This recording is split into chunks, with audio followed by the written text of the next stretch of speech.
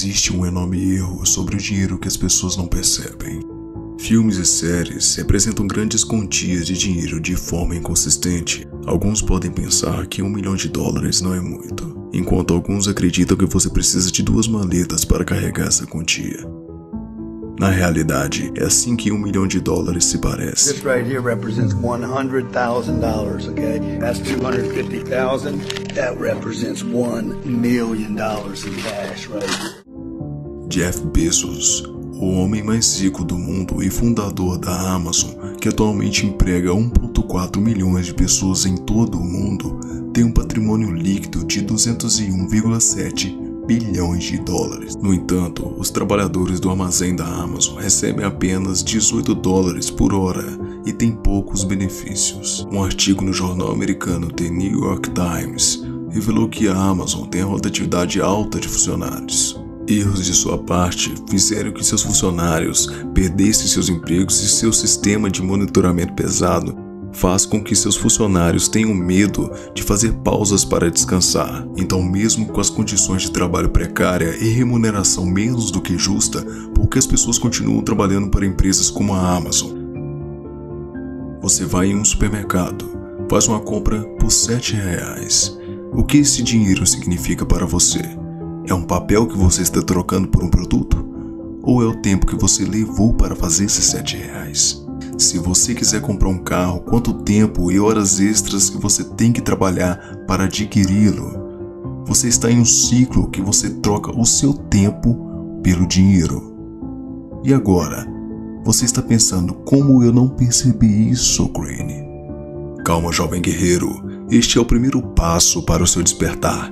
Mas agora, devido à seguinte situação, você me pergunta, como eu saio desse ciclo? Ou como chamam a famosa corrida dos ratos. Tente agora pensar comigo em um livro muito famoso que você já ouviu falar ou até mesmo leu, que é o famoso Pai Rico e Pai Pobre. Você lembra daquela lição que o pai rico ensinou para o seu filho? A resposta é ativos e passivos. Estas duas palavras poderosas definem o sucesso e seu fracasso. Mas o que seria ativos e passivos? Talvez você já saiba ou até mesmo você acha que sabe, mas eu vou definir da melhor maneira para você.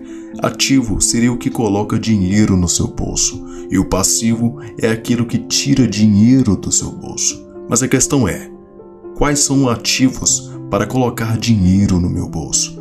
Junte-se agora à nova visão Gold Vision.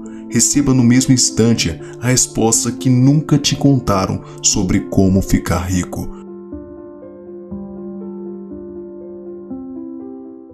Lei 3. Oculte as suas intenções. Julgamento. Mantenha as pessoas na dúvida e no escuro, jamais revelando o propósito de seus atos. Não sabendo o que você pretende, não podem preparar uma defesa. Leve-as pelo caminho errado até bem longe, envolva-as em bastante fumaça, e quando elas perceberem as suas intenções, será tarde demais. Parte 1. Use objetos de desejo e pistas falsas para enganar os outros. Se em algum momento da sua fraude as pessoas tiverem a mais leve desconfiança quanto às suas intenções, estará tudo perdido. Não lhes dê oportunidade de perceber o que você pretende. Disfarce colocando pistas falsas pelo caminho. Use a falsa sinceridade. Envie sinais ambíguos. Invente objetos de desejo desorientadores. Incapazes de distinguir o falso do verdadeiro, elas não podem ver o seu objetivo real. A lei transgredida.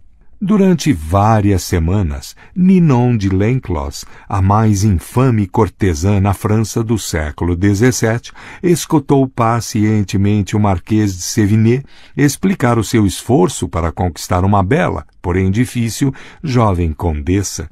Ninon estava na época com 62 anos e era mais do que experiente em questões de amor. O Marquês era um rapaz de 22 anos, simpático, arrojado, mas totalmente sem experiência em romances. No início, Ninon achou divertido ouvir o Marquês contar os seus erros, mas acabou se cansando. Incapaz de suportar a inépcia em qualquer esfera, muito menos quando se tratava de seduzir uma mulher, ela resolveu colocar o rapaz sob as suas asas. Primeiro, ele tinha de compreender que esta era uma guerra e que a bela condessa era uma cidadela a qual ele deveria fazer o cerco com o mesmo cuidado de um general. Cada passo deveria ser planejado e executado com a maior atenção a detalhes e nuances. Instruindo o Marquês para começar de novo, Ninon lhe disse para abordar a condessa com uma certa distância, com um ar de indiferença. Na próxima vez que os dois ficassem juntos, sozinhos, disse ela, ele deveria confiar na condessa como uma amiga, não como uma amante em potencial. E isso a despistaria. A condessa não teria mais como certo o interesse dele por ela. Talvez ele só estivesse interessado numa amizade. Ninon planejou com antecedência. Assim que a condessa se mostrasse confusa, seria a hora de despertar os seus ciúmes. No encontro seguinte, numa grande festa em Paris, o Marquês surgiria acompanhado por uma bela e jovem mulher. Esta bela mulher tinha amigas igualmente belas, de forma que sempre que a condessa olhasse para o Marquês, ele estaria rodeado pelas mulheres mais estonteantes de Paris. Não só a condessa se roeria de ciúmes, como passaria a ver o Marquês como alguém que as outras desejavam.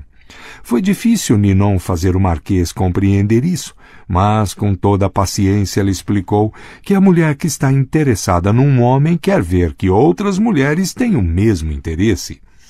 Não só isso confere a ele um valor imediato, como dá ainda mais satisfação arrancá-lo das garras delas. Tão logo a condessa ficasse com ciúmes, mas intrigada, seria a hora de distraí-la. Segundo as instruções de Ninon, o Marquês deixaria de comparecer onde a condessa esperasse vê-lo. Depois, de repente, ele apareceria em salões que nunca frequentara antes, mas que a condessa costumava ir sempre. Ela não poderia prever os movimentos dele. Tudo isso a colocaria num estado de confusão emocional que é o pré-requisito para a sedução bem-sucedida. Tudo isso foi feito e levou várias semanas. Ninon monitorava o progresso do Marquês. Com sua rede de espionagem, ela soube que a condessa estava rindo mais das suas piadas, ouvindo com mais atenção as suas histórias. Soube que, de repente, a condessa estava fazendo perguntas sobre ele. Suas amigas lhe disseram que nas reuniões sociais a condessa frequentemente procurava pelo Marquês, acompanhando seus passos. Ninon tinha certeza de que a jovem mulher estava caindo no feitiço do rapaz. Agora era uma questão de semanas, talvez um mês ou 2, mas se tudo corresse bem, a cidadela viria abaixo. Dias depois, o Marquês foi à casa da condessa. Estavam sozinhos. De repente, ele era outro homem, desta vez seguindo seus próprios impulsos e não as instruções de Ninon. Ele segurou as mãos da condessa e lhe declarou seu amor. A jovem mulher pareceu confusa, reação pela qual ele não esperava. Ela foi delicada, mas se desculpou afastando-se. Pelo resto da noite ela evitou seu olhar e não estava lá para se despedir quando ele foi embora. Nas poucas vezes em que ele voltou a visitá-la, disseram-lhe que ela não estava. Quando ela finalmente o recebeu, os dois se sentiram estranhos e constrangidos um com o outro. O feitiço se quebrara. Interpretação. Ninon sabia tudo sobre a arte de amar. Os grandes escritores, pensadores e políticos da época tinham sido seus amantes, homens como La Rochefoucauld, Molière e Richelieu. A sedução era um jogo para ela que devia ser praticado com habilidade. Quando ela ficou mais velha e a sua reputação mais conhecida, as famílias mais importantes da França lhe enviavam os filhos varões para serem instruídos em matéria de amor. Ninon sabia que o homem e a mulher são muito diferentes, mas quando se trata de sedução, ambos sentem a mesma coisa. Bem lá no fundo, quase sempre percebem que estão sendo seduzidos, mas cedem porque gostam da sensação de estarem sendo levados. É um prazer se entregar, deixando que o outro o leve a passear por uma terra estranha. Tudo na sedução, entretanto, depende de sugestão. Você não pode anunciar suas intenções ou revelá-las diretamente com palavras. Pelo contrário, precisa despistar. Para que alguém se entregue à sua orientação, deve estar adequadamente confuso.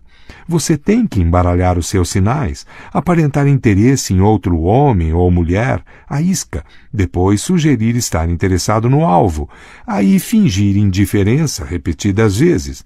Esses comportamentos não confundem apenas, eles excitam. Imagine esta história do ponto de vista da condessa. Depois de alguns movimentos do marquês, ela percebeu que ele estava fazendo uma espécie de jogo, mas o jogo a agradou. Ela não sabia para onde ele a estava levando, mas era melhor assim. Os movimentos dele a intrigavam. Cada um a mantinha na expectativa do próximo. Ela até gostou do ciúme, da confusão, porque às vezes qualquer emoção é melhor do que a monotonia da segurança. Talvez o marquês tivesse outros motivos. A maioria dos homens tem. Mas ela estava disposta a esperar para ver, e provavelmente, se ele a tivesse feito esperar o bastante, o que ele estava pretendendo não teria importância. Assim que o marquês pronunciou a palavra fatídica, amor, entretanto, tudo mudou. Não era mais um jogo, era uma simples demonstração de paixão. Suas intenções se revelaram. Ele a estava seduzindo, e isto colocava tudo o que ele tinha feito sob uma nova luz. Tudo que antes fora encantador agora parecia feio e conivente. A condessa se sentiu constrangida e usada. Fechou-se uma porta para sempre. Não deixe que o vejam como um impostor, mesmo que hoje seja impossível não o ser. Que a sua maior esperteza esteja em dissimular o que parece ser esperteza. Baltazar Gracián, 1601-1658. A lei observada. Em 1850, o jovem Otto von Bismarck, na época com 35 anos de idade e representante no parlamento prussiano, passava por um momento decisivo na sua carreira. Os assuntos do dia eram a unificação dos muitos estados, inclusive a Prússia, em que a Alemanha estava então dividida, e uma guerra contra a Áustria, a poderosa vizinha ao sul, que esperava manter a Alemanha fraca e em desvantagem, até ameaçando intervir se eles tentassem se unir. O príncipe Guilherme, o próximo na linha de sucessão ao trono da Prússia, era a favor da guerra, e o parlamento cerrava fileiras em torno da causa, preparado para apoiar uma mobilização das tropas. Os únicos contrários à guerra eram o atual rei, Frederico Guilherme IV, e seus ministros, que preferiam contentar os poderosos austríacos. Em toda a sua carreira, Bismarck foi um leal e até apaixonado defensor da força e do poder prussiano. Ele sonhava com a unificação alemã em declarar a guerra contra a Áustria e humilhar o país que durante tanto tempo manteve a Alemanha dividida. E, soldado, ele via a guerra como um negócio glorioso. Este, afinal de contas, era o homem que anos mais tarde diria: as grandes questões da época serão decididas não com discursos e resoluções, mas com ferro e sangue. Patriota apaixonado e amante da glória militar, Bismarck, não obstante, no auge da febre da guerra, fez um discurso no parlamento que deixou todos atônitos. Desgraçado o estadista, disse ele, que faz guerra sem uma razão ainda válida quando a guerra terminar. Depois da guerra, todos verão essas mesmas questões de uma outra forma. Terão coragem de recorrer ao camponês que contempla as cinzas da sua fazenda, ao homem que ficou aleijado, ao pai que perdeu seus filhos. Não só Bismarck seguiu falando sobre a loucura desta guerra, como, o que é mais estranho, elogiou a Áustria e defendeu suas ações. E isto era contrário a tudo que ele havia defendido. As consequências foram imediatas. Bismarck era contra a guerra. O que significava isso? Os outros representantes estavam confusos. Vários mudaram seus votos. No final, o rei e seus ministros ganharam e evitou-se a guerra. Pouco depois do notório discurso de Bismarck, o rei, agradecido por ele ter defendido a paz, nomeou ministro de gabinete. Passado alguns anos, ele se tornou premier da Prússia. Neste papel, ele conduziu seu país e o rei, amante da paz, a uma guerra contra a Áustria, arrasando o antigo império e fundando um poderoso Estado alemão com a Prússia na chefia. Interpretação. Na época do seu discurso, em 1850, Bismarck fez vários cálculos. Primeiro, ele percebeu que o exército prussiano, que não acompanhara o ritmo dos outros exércitos europeus, não estava preparado para a guerra. Que a Áustria, de fato, poderia muito bem vencer, um resultado desastroso para o futuro. Segundo, se Bismarck tivesse apoiado a guerra e eles perdessem, sua carreira estaria gravemente ameaçada. O rei e seus ministros conservadores queriam a paz. Bismarck queria o poder. A solução era despistar as pessoas apoiando uma causa que ele detestava, dizendo coisas de que ele riria se estivessem saindo da boca de outra pessoa. Enganou-se um país inteiro. Foi devido ao discurso de Bismarck que o rei o nomeou ministro, posição de onde, rapidamente, ascendeu a de primeiro-ministro, conquistando o poder necessário para reforçar o exército prussiano e conseguir o que ele sempre quis, humilhar a Áustria e unificar a Alemanha sob a liderança da Prússia. Bismarck foi certamente um dos estadistas mais astutos, um mestre da estratégia e da dissimulação. Ninguém desconfiou do que ele estava armando neste caso. Se ele tivesse anunciado suas verdadeiras intenções, argumentando que era melhor esperar e lutar mais tarde, não teria ganho a discussão, porque a maioria dos prussianos desejava guerra naquele momento e acreditava erroneamente que o seu exército era superior ao austríaco. Se tivesse bajulado o rei, pedindo para ser nomeado ministro em troca de apoio à paz, também não teria tido sucesso. O rei teria desconfiado da sua ambição e duvidado da sua sinceridade. Sendo totalmente insincero e enviando sinais falsos, entretanto, ele enganou todo mundo, escondeu seus propósitos e conseguiu tudo o que queria. Tal é o poder de se ocultar intenções. As chaves do poder. As pessoas, na sua maioria, são como um livro aberto. Elas dizem o que sentem, não perdem oportunidade de deixar escapar opiniões e, constantemente, revelam seus planos e intenções. Elas fazem isso por vários motivos. Primeiro, é fácil e natural querer sempre falar dos próprios sentimentos e planos para o futuro. É difícil controlar a língua e monitorar o que se revela. Segundo, muitos acreditam que, sendo honestos e francos, estão conquistando o coração das pessoas e mostrando a sua boa índole. Eles estão imensamente iludidos. A honestidade é, na verdade, uma faca sem fio, mais sangra do que corta. A sua honestidade provavelmente vai ofender os outros. É muito mais prudente medir as suas palavras, dizer às pessoas o que elas querem ouvir, em vez da verdade nua e crua, que é o que você sente ou pensa. Mais importante, sendo despudoradamente franco, você se torna tão previsível e familiar que é quase impossível inspirar respeito ou temor, e a pessoa que não desperta esses sentimentos não acumula poder. Se você deseja poder, põe imediatamente a honestidade de lado e comece a treinar a arte de dissimular suas intenções. Domine a arte e você prevalecerá sempre. Elementar para a habilidade de ocultar as próprias intenções é uma simples verdade sobre a natureza humana. Nosso primeiro instinto é sempre o de confiar nas aparências. Não podemos sair por aí duvidando da realidade do que vemos e ouvimos. Imaginar constantemente que as aparências ocultam algo mais nos deixaria exaustos e aterrorizados. Isto faz com que seja relativamente fácil ocultar as próprias intenções. Basta acenar com um objeto que você parece desejar, um objetivo que você parece querer alcançar, diante dos olhos das pessoas, e elas tomarão a aparência como realidade. Uma vez com os olhos fixos na isca, elas não notarão o que você está realmente pretendendo. Na sedução, dê sinais conflitantes, tais como desejo e indiferença, e você não só os despistará, como inflamará o seu desejo de possuir você.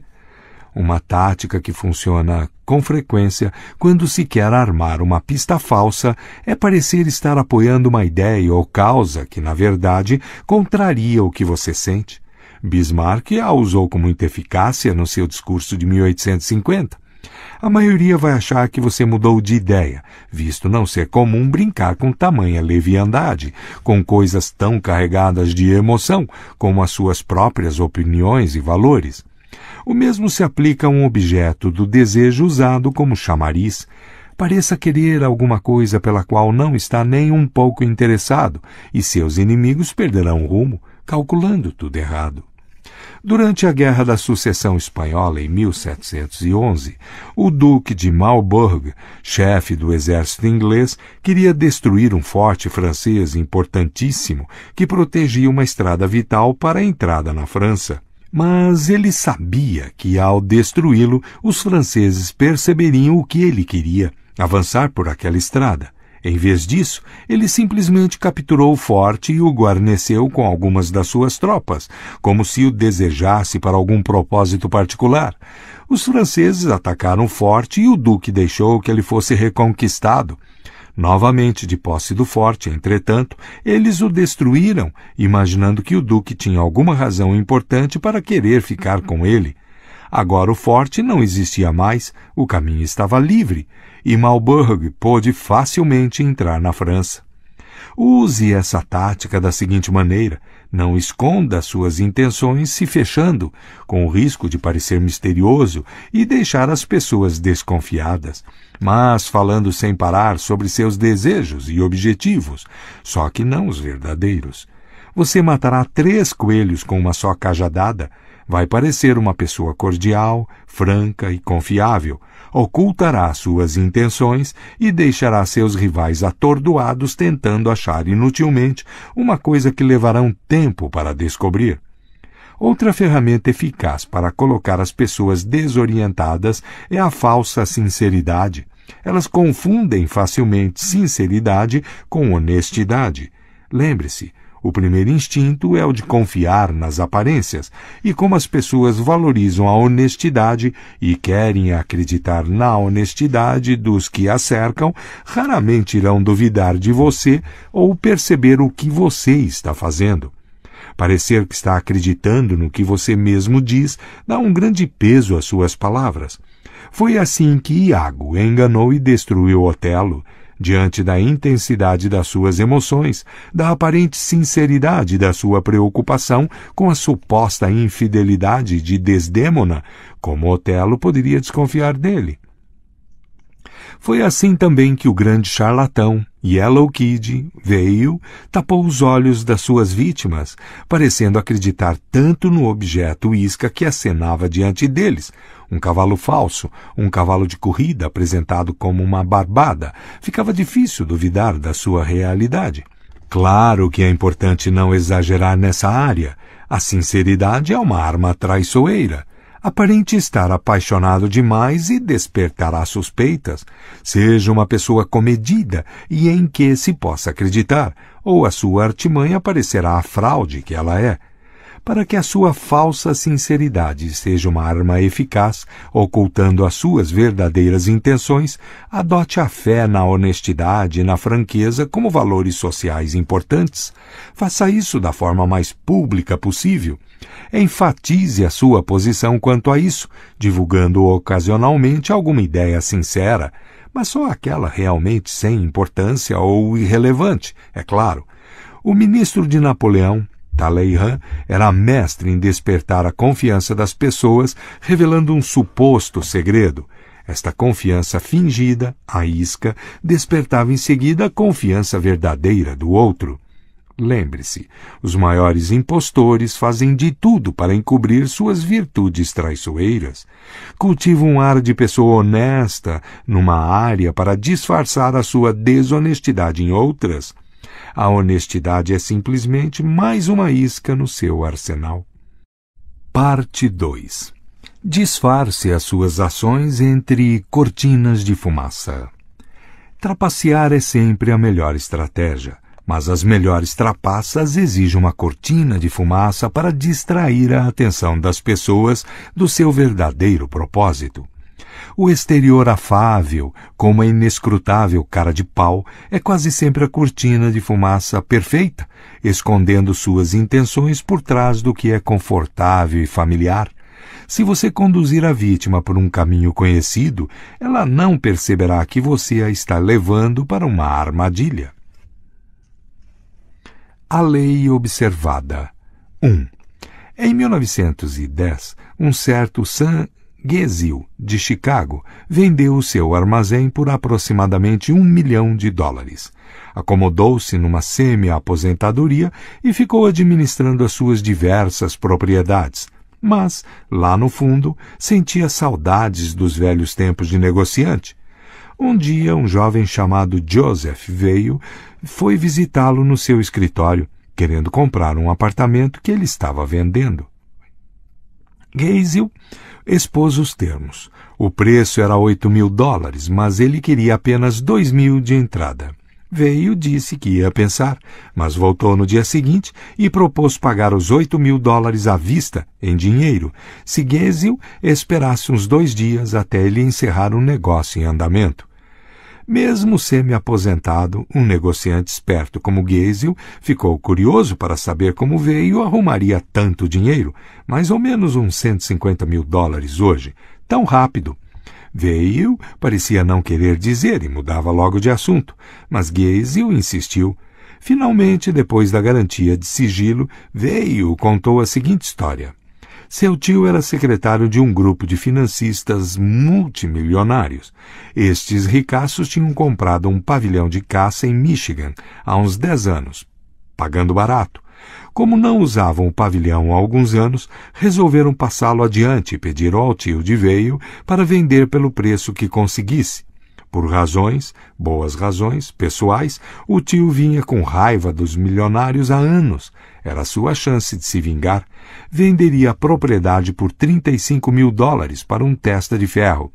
Quem? Caberia descobrir. Os financistas eram ricos demais para se preocupar com um preço tão baixo. O testa de ferro, por sua vez, a venderia novamente pelo preço real, em torno de $155 mil. O tio e o terceiro homem dividiriam os lucros desta segunda venda. Era tudo legal e por uma boa causa, a legítima desforra do tio. Geisel não quis saber de mais nada, seria ele o testa de ferro. Relutava em envolvê-lo na história, mas Geisel não desistia. A ideia de um grande lucro, somada a uma pequena aventura, o fazia vibrar. Explicou que Geisel teria de dar os $35 mil em dinheiro para fazer o negócio. Milionário, Geisel disse que conseguiria isso num estalar de dedos. Finalmente cedeu e concordou em marcar um encontro com o tio, Geisel e os financistas, em Galesburg, Illinois. No trem para Galesburg, Geisel conheceu o tio, um homem impressionante, com quem discutiu avidamente sobre negócios. Também trouxe um companheiro, um homem meio barrigudo, chamado George Gross. Explicou a Geisel que era um treinador de boxe e Gross era um dos futuros campeões que ele treinava e que tinha pedido a Gross para acompanhá-lo a fim de garantir que o lutador se mantivesse em forma.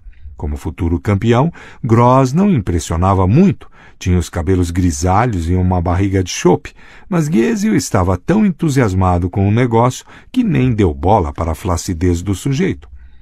Chegando em Galesburg, e o tio foram buscar os financistas enquanto Geisel esperava num quarto de hotel com Gross, que logo colocou seu calção de boxe. Como Geisel olhava distraído, Gross começou a dar socos no ar, como se estivesse treinando com um adversário imaginário.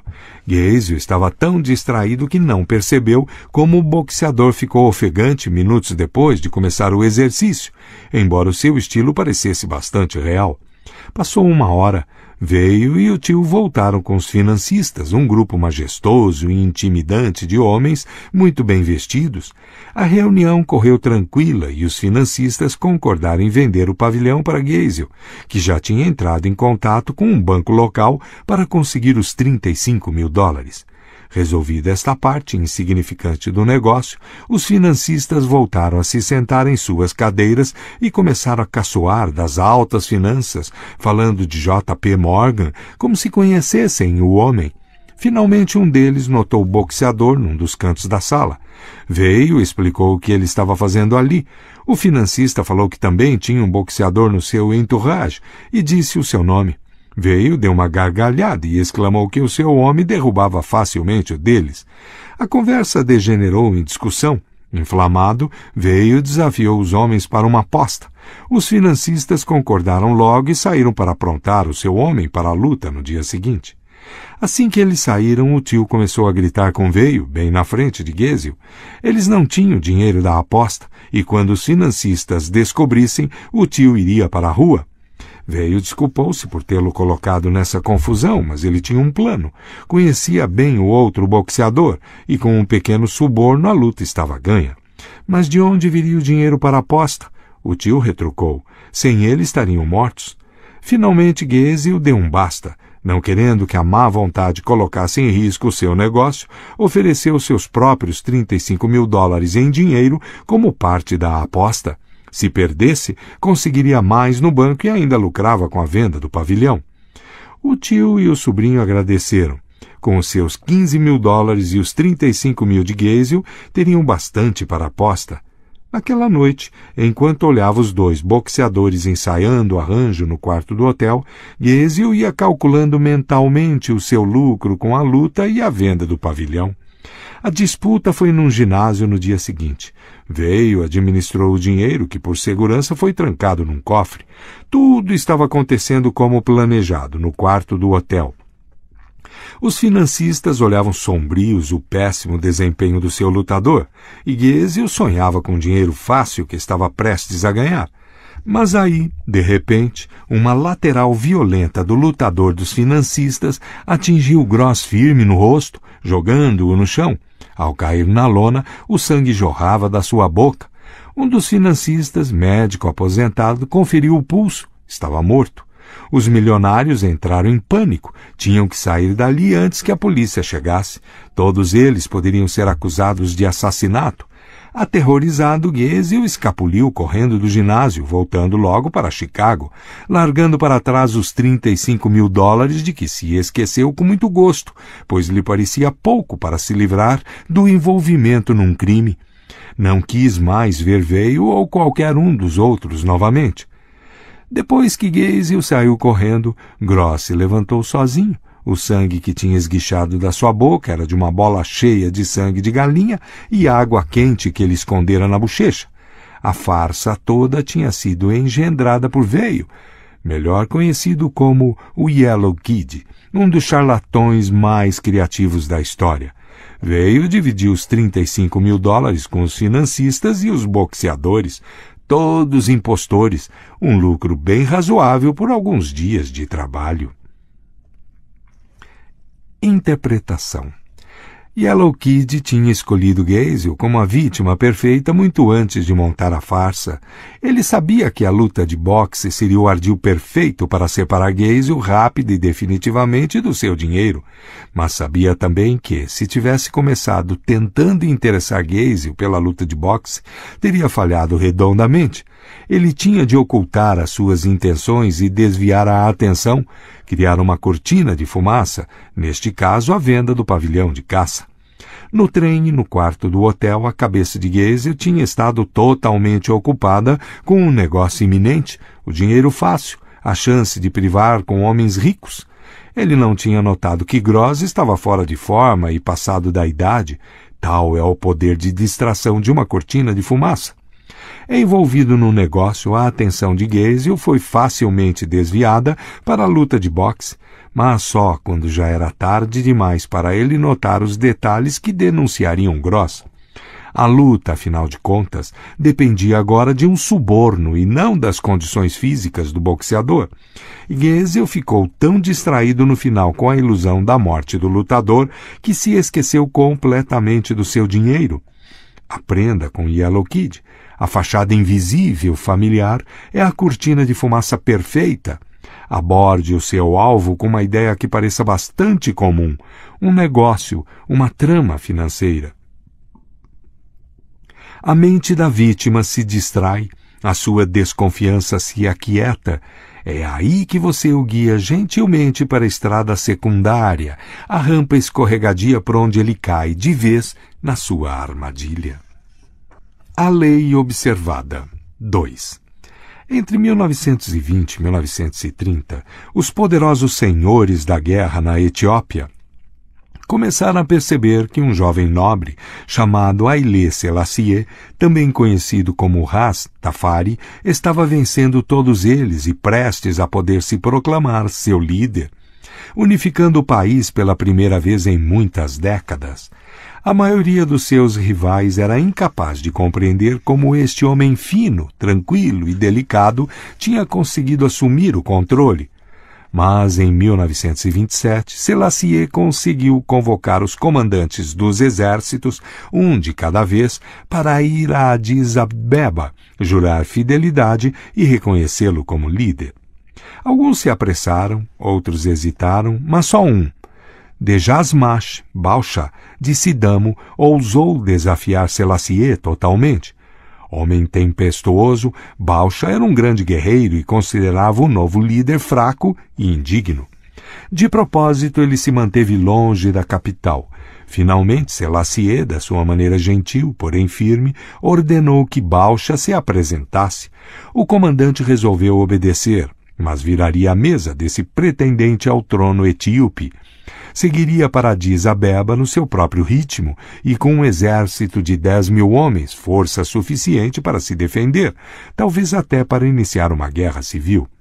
Estacionando a sua formidável tropa num vale a cerca de 5 quilômetros da capital, ele esperou, como faria um rei. Selassie teria que ir até ele. Selassie enviou emissários, convidando Balcha para um banquete em sua homenagem. Mas Balcha, que não era nenhum tolo, conhecia a história. Sabia que antigos reis e senhores da Etiópia tinham usado banquetes como armadilha. Uma vez lá, e bêbado, Selassie o mandaria prender ou matar. Para mostrar que tinha compreendido o que estava acontecendo, ele aceitou, mas com a condição de poder levar a sua guarda pessoal, 600 dos seus melhores soldados, armados e prontos para defender a ele e a si próprios. Para surpresa de Balcha, Selassie respondeu com toda a cortesia, dizendo que era uma honra recepcionar tais guerreiros. A caminho do banquete, Balcha avisou seus soldados para não beber e montar guarda. No palácio, Selassie foi gentilíssimo. Tratou Balcha com respeito, como se precisasse desesperadamente da sua aprovação e cooperação. Mas Balcha se recusou a ser seduzido e avisou Selassie que se ele não voltasse ao acampamento ao anoitecer, seu exército tinha ordens para atacar a capital. Selassie reagiu como se tivesse ficado magoado com a sua desconfiança. Durante a refeição, na hora das canções tradicionais em homenagem aos líderes etíopes, ele fez questão de que se cantassem apenas as que homenageavam o general de Sidamo. A Balcha pareceu que Selassie estava com medo, intimidado por este grande guerreiro a quem ninguém conseguia enganar. Percebendo a mudança, Balcha acreditou que ele é quem daria as cartas no futuro. Ao fim da tarde, Balcha e seus soldados começaram a marcha de volta ao acampamento, em meio a aplausos e salvas de artilharia. Olhando por sobre os ombros para a capital, ele planejou a sua estratégia, como os seus marchariam pelas ruas da capital em triunfo dentro de semanas, e Selassie seria colocado no seu devido lugar, a prisão ou o cadafalso. Quando ia se aproximando do acampamento, entretanto, Balcha percebeu que havia algo de muito errado por ali. Onde antes se erguiam tendas coloridas a perder de vista, agora não havia nada. Apenas a fumaça de fogueiras extintas. Que magia infernal era essa? Uma testemunha contou o que tinha acontecido. Durante o banquete, um grande exército, comandado por um aliado de Selassie, tinha entrado no acampamento de Bausha por uma estrada secundária que ele não tinha visto. Este exército não viera para lutar. Sabendo que o general escutaria os ruídos de uma batalha e voltaria correndo com os 600 homens de sua guarda pessoal, Selassie armou as suas próprias tropas com cestos de ouro e dinheiro. Elas cercaram o exército de Bausha, decididas a comprar até a última das suas armas. Quem se recusasse era facilmente intimidado. Dentro de poucas horas, toda a força de Bausha estava desarmada e espalhando-se por todas as direções. Percebendo que estava em perigo, Bausha resolveu marchar para o sul com seus 600 soldados para se reorganizar. Mas o mesmo exército que desarmara seus soldados tinha bloqueado o caminho. A outra saída era marchar para a capital, mas Selassie tinha armado um grande exército para defendê-la. Como um jogador de xadrez, ele previu os movimentos de Bausha e lhe deu um xeque-mate. Pela primeira vez, Bausha se rendeu. Em sinal de arrependimento por seu orgulho e ambição, ele concordou em ingressar no mosteiro. Interpretação. Durante todo o longo reinado de Selassie, ninguém conseguiu entendê-lo. Os etíopes gostam de seus líderes violentos, mas Selassie, que vestia a fachada de um homem gentil, amante da paz, durou mais do que qualquer um deles. Jamais zangado ou impaciente, ele atraía suas vítimas com sorrisos amáveis, seduzindo-os com charme e subserviência antes de atacar. No caso de Bausha, Selassie jogou com a prudência do homem a sua desconfiança de que o banquete fosse uma armadilha, o que de fato foi. Mas não uma que ele estava esperando. A sua maneira de acalmar os temores de Bausha, deixar que ele levasse os seus guarda-costas ao banquete, dar-lhe ampla publicidade, permitir que ele achasse que estava controlando a situação, criou uma espessa cortina de fumaça, escondendo a ação real que acontecia a quilômetros de distância. Lembre-se, os paranoicos e desconfiados são os mais fáceis de enganar. Conquiste a sua confiança numa área e você terá a cortina de fumaça que turva a visão deles em outra, deixando que você se aproxime de manso e os arrase com um golpe devastador. Um gesto prestativo ou aparentemente honesto, ou que sugira a superioridade do outro, estas são táticas diversionistas perfeitas. Adequadamente montada, a cortina de fumaça é uma arma poderosíssima. Ela permitiu que o gentil Selassie destruísse totalmente o seu inimigo sem disparar uma só bala. Não subestime o poder de Tafari. Ele se move furtivamente como um rato, mas tem mandíbulas de leão. As últimas palavras de Bausha antes de entrar para o mosteiro. As chaves do poder. Se você acha que trapaceiros são aquela gente pitoresca que ilude com mentiras elaboradas e histórias incríveis, está muito enganado. Os maiores impostores são os que utilizam uma fachada suave e invisível que não chama a atenção. Eles sabem que gestos e palavras extravagantes levantam logo suspeita. Pelo contrário, eles envolvem o seu objetivo numa aura familiar, banal, inofensiva. Nas negociações de Hello Kid veio com Sangésil, o familiar era um negócio. No caso etíope, foi a subserviência ilusória de Selassie, exatamente o que Bausha esperaria de um general mais fraco. Depois que você tiver atraído a atenção das suas vítimas para o familiar, elas não notarão a fraude que está ocorrendo pelas suas costas. A origem disso está numa verdade muito simples. As pessoas só conseguem focalizar uma coisa de cada vez. É realmente muito difícil para elas imaginar que a pessoa suave e inofensiva com quem estão lidando está ao mesmo tempo tramando outra coisa. Quanto mais cinza e uniforme a fumaça da sua cortina, melhor ela esconde as suas intenções. Nas iscas e pistas falsas discutidas na parte 1, você distrai ativamente as pessoas. Na cortina de fumaça, você ilude a sua vítima, atraindo-a para a sua teia. Por ser tão hipnótica, esta é com frequência a melhor maneira de dissimular suas intenções. A forma mais simples de cortina de fumaça é a expressão facial. Por trás de um exterior brando e legível, podem estar sendo tramados todos os tipos de ações violentas e prejudiciais, sem serem percebidas. Esta é uma arma que a maioria dos homens poderosos na história aprendem a usar à perfeição. Dizia-se que ninguém era capaz de ler o rosto de Franklin D. Roosevelt. O barão James Rothschild teve por hábito, durante toda a sua vida, disfarçar o que estava realmente pensando com sorrisos afáveis e olhares indefiníveis. Stendhal escreveu a respeito de Talleyrand: jamais um rosto serviu tão pouco de barômetro. Henry Kissinger fazia seus adversários numa mesa de negociação chorar de tédio. Com seu tom de voz monótono, seu olhar inexpressivo, seus detalhamentos intermináveis. E aí, quando já estavam com o olhar esgazeado, ele os atingia de repente, com uma relação de termos ousados. Apanhados desprevenidos, intimidavam-se facilmente. Como explica o manual de pôquer? Na sua vez de jogar, o bom jogador raramente é um ator. Pelo contrário, ele pratica um comportamento frio que minimiza os padrões legíveis, frustra e confunde o adversário e permite mais concentração. Um conceito adaptável. A cortina de fumaça pode ser praticada em vários níveis, todos jogando com os princípios psicológicos da distração e da desorientação. Uma das cortinas de fumaça mais eficazes é o gesto nobre.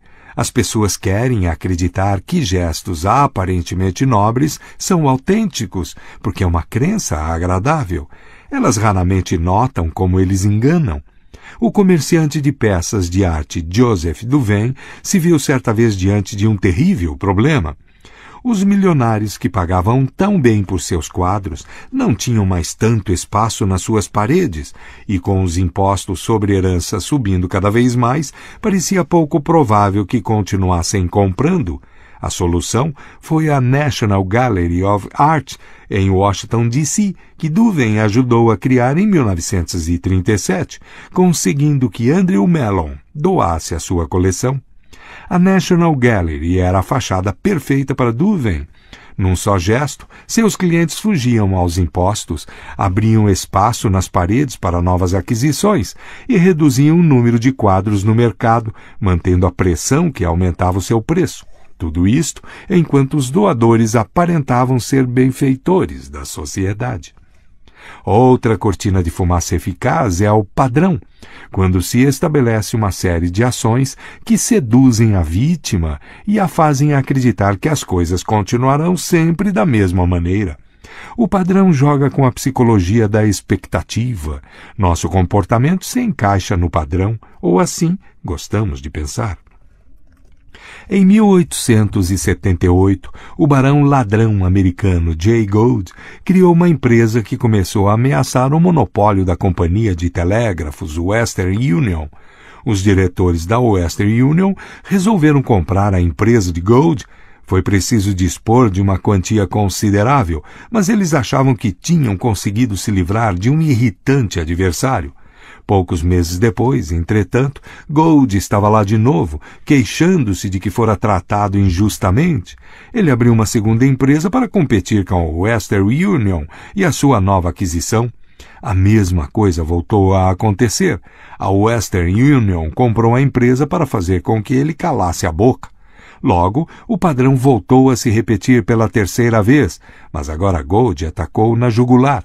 De repente ele iniciou, e logo conseguiu, uma sangrenta tomada de controle hostil da Western Union.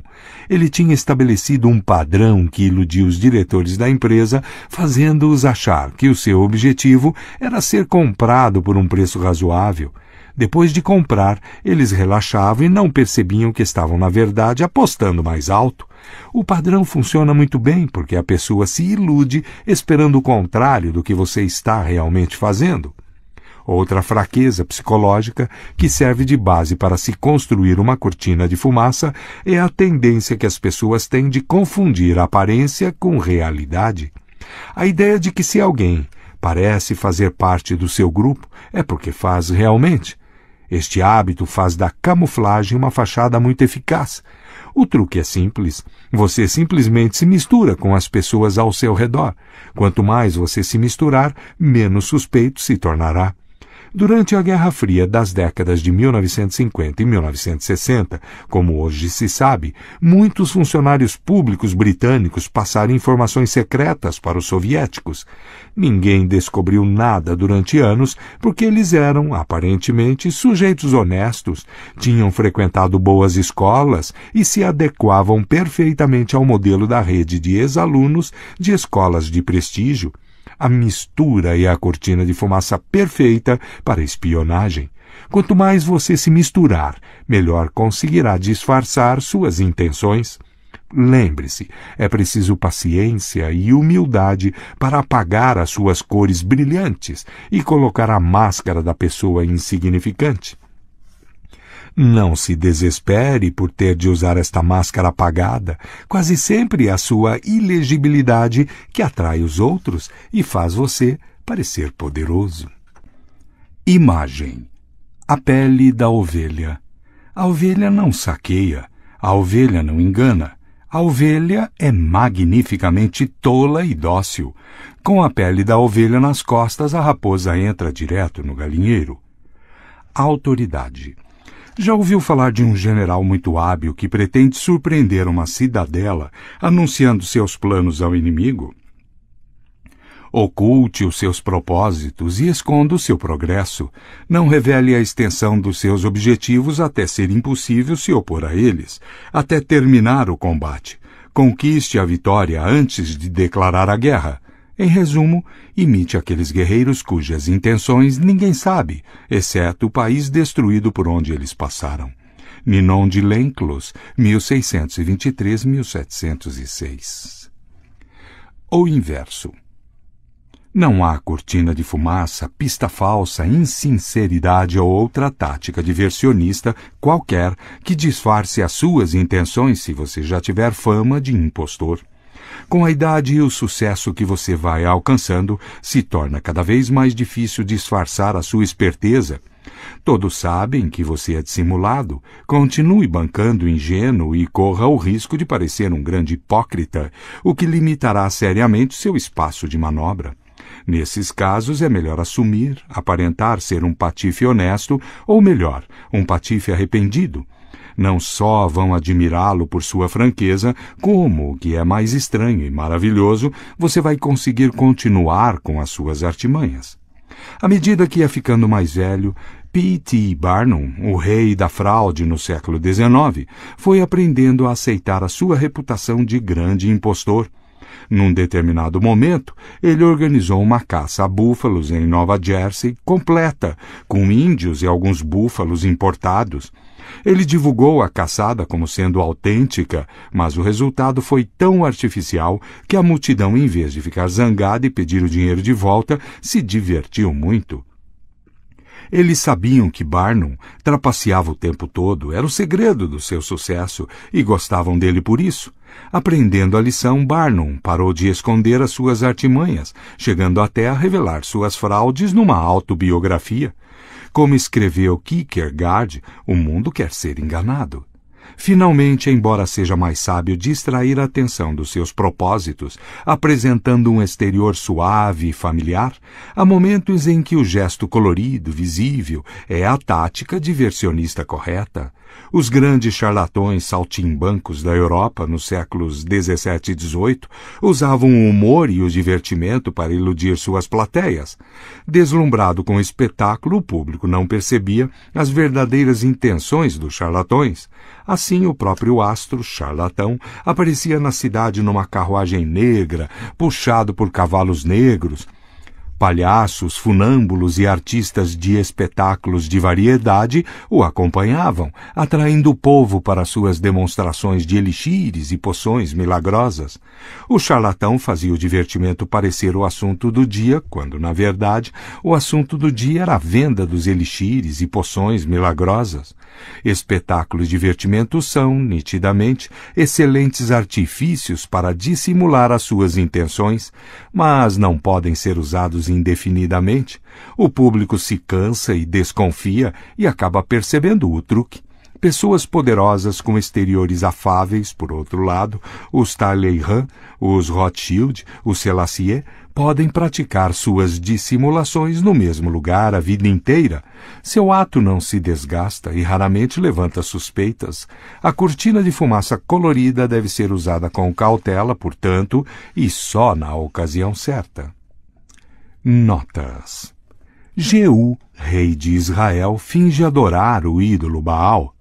Ajuntou Jeú a todo o povo e lhe disse: Acabe serviu pouco a Baal, Jeú, porém, muito o servirá. Pelo que chamai-me agora todos os profetas de Baal, todos os seus servidores e todos os seus sacerdotes. Não falte nenhum, porque tenho grande sacrifício a oferecer a Baal. Todo aquele que faltar não viverá. Porém, Jeú fazia isto com astúcia para destruir os servidores de Baal. Disse mais Jeú: Consagrai-me uma assembleia solene a Baal, e a proclamaram. Também Jeú enviou mensageiros por todo Israel. Vieram todos os adoradores de Baal, e nenhum homem deles ficou que não viesse. Entraram na casa de Baal, que se encheu de uma extremidade à outra. Entrou Jeú na casa de Baal e disse aos adoradores de Baal: Examinai, e vede bem que não esteja aqui entre vós algum dos servos do Senhor, mas somente os adoradores de Baal. E entrando eles a oferecerem sacrifícios e holocaustos, Jeú preparou da parte de fora 80 homens e disse-lhes: Se escapar algum dos homens que eu entregar em vossas mãos, a vida daquele que o deixar escapar responderá pela vida dele. Sucedeu que, acabado o oferecimento do holocausto, ordenou Jeú aos da sua guarda e aos capitães: Entrai, feri-os, que nenhum escape. Feriram-nos ao fio da espada, e os guardas e os capitães os lançaram fora e penetraram no mais interior da casa de Baal, e tiraram as colunas que estavam na casa de Baal e as queimaram. Também quebraram a própria coluna de Baal e derrubaram a casa de Baal e a transformaram em latrinas até o dia de hoje. Assim Jeú exterminou de Israel a Baal. Velho Testamento, 2 Reis 10, 18, 28. Fuja atravessando o oceano à plena luz do dia. Isto significa criar uma fachada que acaba se tornando imbuída de uma atmosfera ou impressão de familiaridade, dentro do qual o estrategista pode manobrar sem ser visto, enquanto todos os olhos são treinados para ver familiaridades óbvias. The Japanese Art of War, Thomas Cleary, 1991.